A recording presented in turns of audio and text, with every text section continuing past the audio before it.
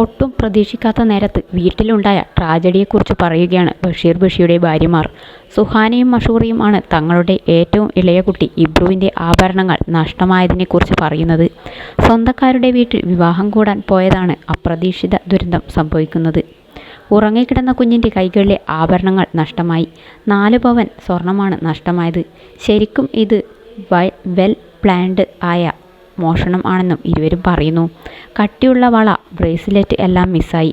ഒരു ഫംഗ്ഷന് പോയതാണ്. വണ്ടിയിൽ ഉറങ്ങിയപ്പോൾ ഇബ്രുവിനെ അവിടെ ചെന്നിട്ട് കിടത്തി. സാധാരണ കുട്ടി എപ്പോഴും എൻ്റെ കയ്യിലാണ് ഇരിക്കുന്നത്. ഇത് ആദ്യമായി.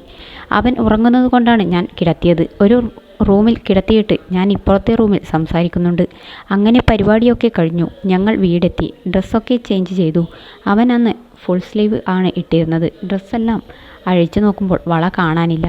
എൻ്റെ വിചാരം ഈ സ്ലീവിൽ സ്വർണം കുടുങ്ങിയെന്നാണ്. ഇപ്പുറത്തെ കയ്യിൽ നോക്കിയപ്പോൾ ചെയിനുമില്ല. ഉറങ്ങിക്കിടന്ന കുഞ്ഞാണ്. അവൻ്റെ കയ്യിൽ നിന്നാണ് മോഷ്ടിച്ചത്. നമ്മൾക്ക് സംശയമുള്ള ആളുകൾക്കെതിരെ നടപടിയെടുത്തിട്ടുണ്ട്. പക്ഷേ ഞാൻ ദുആ ചെയ്യുന്ന ആളാണ്. എനിക്ക് അങ്ങനെ പലതും തിരികെ കിട്ടിയിട്ടുമുണ്ട്. ഞങ്ങൾ ആരെയും പിരാകുന്ന ആളുകളല്ല. ഇങ്ങോട്ട് ഉടക്കാൻ വരുന്ന ആളുകളോട് പോലും ഞങ്ങൾ ഒന്നും പറയാത്ത ആളുകളാണ്. അങ്ങനെ എന്തെങ്കിലും വിഷയങ്ങൾ വന്നാൽ ഞങ്ങൾ അവോയ്ഡ് ചെയ്യുകയാണ് പതിവ്. പക്ഷേ ഇത് ഉറങ്ങിക്കിടന്ന കുഞ്ഞിൻ്റെ കൈകളിൽ നിന്നുമാണ് കട്ടുകൊണ്ട് പോയത്. പക്ഷേ അവർ അനുഭവിക്കും നല്ല പോലെ. അവൻ്റെ കൈ കാണുമ്പോൾ തന്നെ സങ്കടം വരികയാണ്. മഷൂറ ഓവർ പ്രൊട്ടക്റ്റീവായിട്ടുള്ള അമ്മയാണ്. കൊച്ചിനെ അങ്ങനെ താഴെ വയ്ക്കാതെ വളർത്തുന്ന അമ്മയാണ് മഷൂറ. കിട്ടാതിരുന്ന് കിട്ടിയ കുഞ്ഞാണ്. അപ്പോൾ അവനെ അങ്ങനെ നമ്മൾ താഴത്ത് വയ്ക്കാറില്ല. ശരിക്കും ഇത് വെൽ പ്ലാൻഡ് ആയി മോഷണം നടത്തിയതാണ്. ഉളുപ്പ് എന്നുള്ള ആളുകളാണെങ്കിൽ നമ്മൾക്ക് തിരികെ തരും. നമ്മൾ കഷ്ടപ്പെട്ട് ചോര നീരാക്കി ഉണ്ടാക്കിയതാണ്. ഞങ്ങൾ ഭയങ്കരമായി ലാവിഷായി കഴിയുന്ന ആളുകളൊന്നുമല്ല. നല്ലപോലെ അധ്വാനിച്ചാണ് ജീവിക്കുന്നത്. ആരാണ് കട്ടവനെന്ന് നമ്മൾ കണ്ടില്ലെങ്കിലും പടച്ചവൻ കാണുന്ന ആളാണ്.